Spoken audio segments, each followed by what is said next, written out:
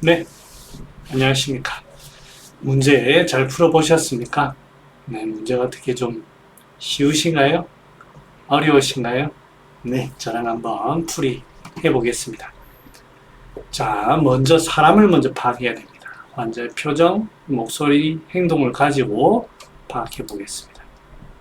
그래서 최종적으로 제가 왜 이거를 적으라고 하냐면 적어야만 자기 머릿속에 있던 병리들이 정확하게 됩니다.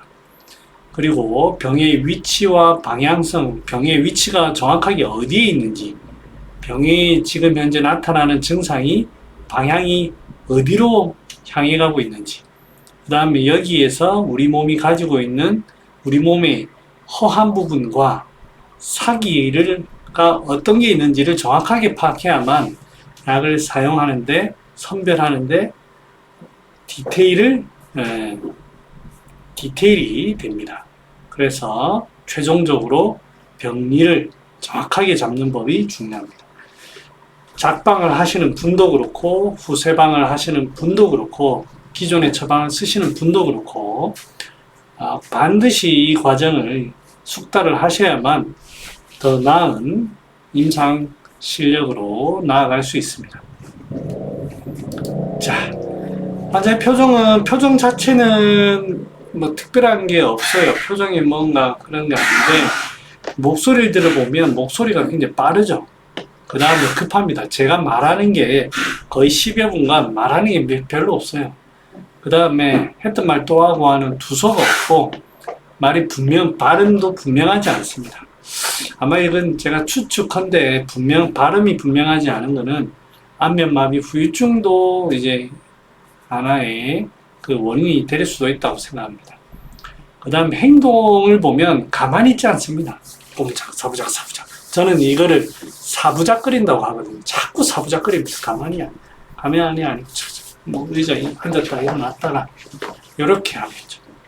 자, 이게 왜 그러냐, 이거를 잘 알아두시면 좋습니다만, 저의 개인적인 경험입니다. 저의 100% 확신이라고 할 수 없지만, 저는 이런 사람을 양인이라고 하고 수렴 기운이 부족해서 기운이 뜨는 사람이라고 합니다. 자, 병증을 가지고 한번 보겠습니다. 머리가 아프고 뜨끔거리고 찌릿하고 뒷골이 땡긴다 라고 하는 게 사실은 여기 습담이 있는 거죠.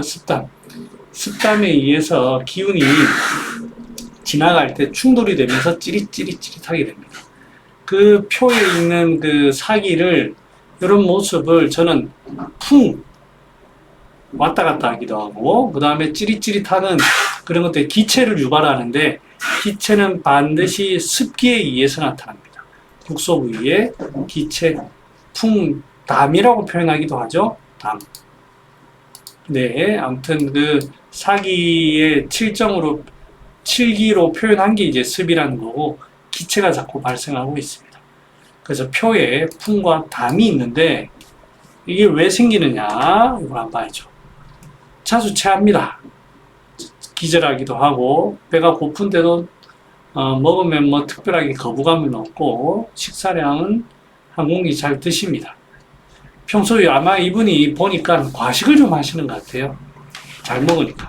또 성격도 급하고 하니까 어느 자리 가서는 식탐을 좀 내는 경향도 있는 것 같아요. 그래서 평소에 과식으로 위장이 약해져 있는데, 중초에서 표까지, 원래 중초에서 표까지 가는 중초, 상초 기운이 만들어지는 모습이 이런데요. 중초에서 상초, 표까지 가는 그 양기가 제대로 발휘되지 않다 보니까 표까지 양기가 못 갑니다. 그러면 그 부위에 자연스럽게 풍, 담, 습 이런 것이 형성이 되는 걸로 보입니다. 그래서 중초의 문제로 그런 걸로 보입니다. 대변은 아침에 2, 3회 보고 묽게 보고 먹다가도 간다. 소변도 그렇다. 자, 이게 이제 여러 가지로 해석을 할 수가 있는데, 이 사람의 성향 자체도 양적인 사람이고, 그런 사람들은 자꾸 기운이 위로 떠요. 위로 뜨다 보니까 하초가 자꾸 약해집니다. 심방광이 약해집니다. 그래서 심방광이 수렴하는 힘이 약해요. 그래서 그럴 수도 있고, 그럼 그렇게만 하면 다 해결이 되느냐? 자, 그게 아니고, 지금 현재 대변이 묽게 나오고 하는 거는 전부 다 물이 많이 생기는 거잖아요. 어디서 생기느냐? 비위에서 만들어져서 이 대변으로 나오는 이 과정에서 물이 많이 생긴 거예요. 물이 많이 생긴 거. 그럼 물이 왜 생기느냐? 비위가 좀 차기 때문입니다. 과거에 비해서 점점 비위의 양기가 약해지면서 차가워지는 거예요. 비위 허한이 아닙니다. 비가 점점점 비위가 차가워지는 거예요. 플러스 여기에서 표까지 가는, 여기는 지금 안 적혀져 있는데요. 여기에서 표까지 가는 그 양기 자체가 약하니까 표에 앞에서 설명드렸던 풍습이 생깁니다. 그러면 자연스럽게 외부에서 조여지는 형태가 생깁니다.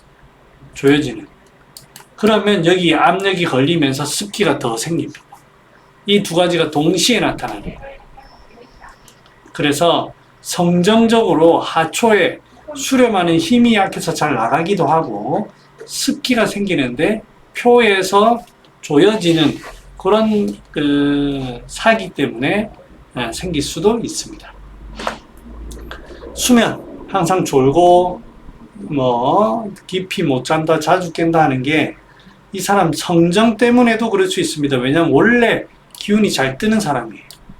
그래도 그런 사람 중에 그래도 건강한 사람, 그럼 양적인 사람은 다 잠 못 자게 해요? 그러지 않고요. 이게 좀 깨지는구나.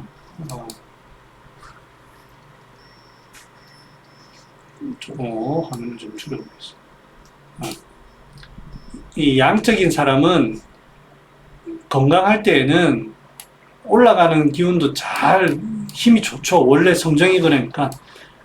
그래도 내려오는 기운도 좋아요. 간신히 그래도 힘이 좀 있어요. 그럴 땐 잘 잡니다. 그런데 비위에 문제가 생기면서 비위가 약해지고 하면 위로 올라가는 기운이 훨씬 많아집니다. 훨씬. 그럴 때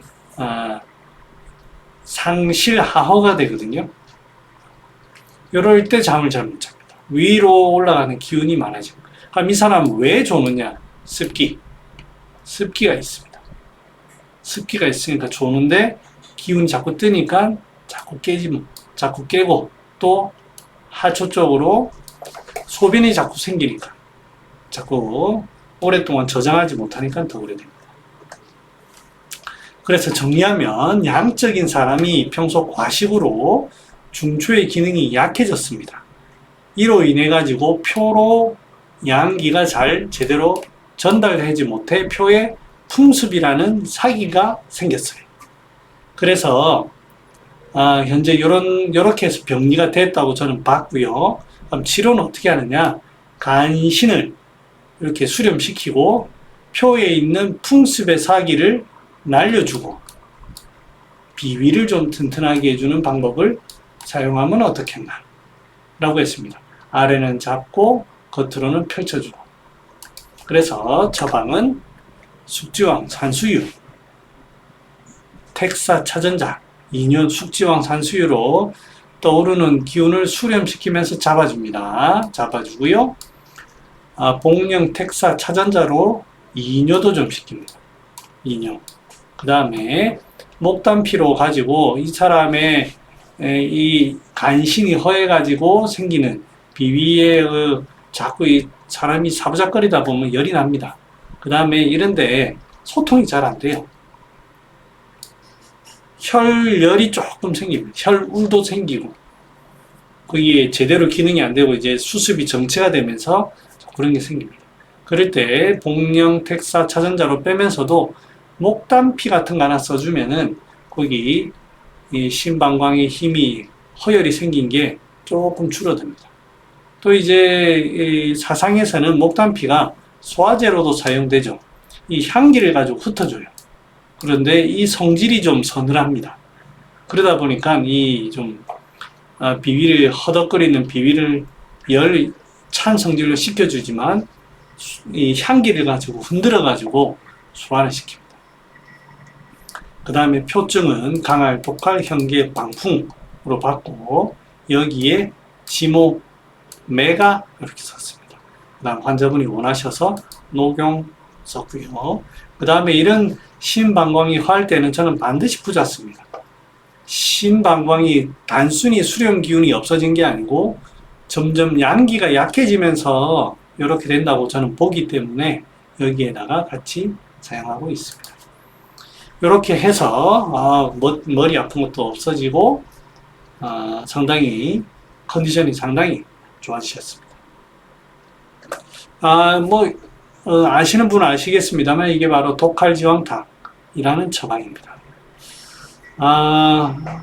여러 가지로 그 소양인의 처방을 여러 가지로 해석을 할 수도 있겠습니다만 저는 수렴 기운이 약한 하초의 수렴 기운이 약한 사람이 소화가 안 되면서 이 하초 약함으로 인해 가지고 생기는 상초로 풍습이 떠올랐을 때 수렴시키고 이렇게 하는 작용으로 응용을 하고 있습니다.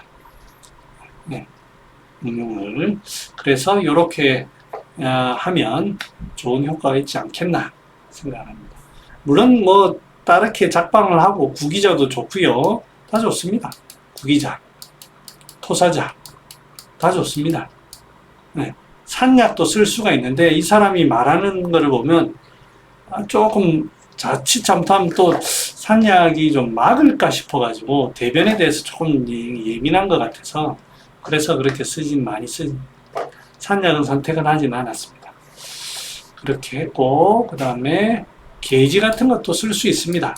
이 사람 표로 양기가 못 가는 걸로 쓸 수 있고 중초를 소통 조금 더 보기 위해서 메가도 좋지만 산사육도 저는 괜찮다고 생각합니다. 왜 괜찮다고 생각하냐면 결국 간신히 화한 건데 산사육은 새콤한 맛으로 이 간을 잡아줍니다. 간을 자극해서 비위를 흔들어 주는 거예요. 그러니까 간을 살려주는 목적으로는 산사육이 괜찮습니다.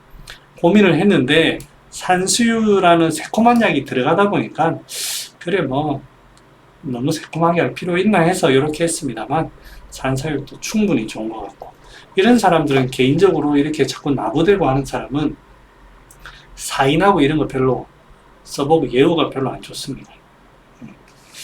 네, 자 어떻게 여러분과 답과 비교해 보시고 괜찮은지 모르겠네요. 네, 이상입니다. 수고하셨습니다. 안녕.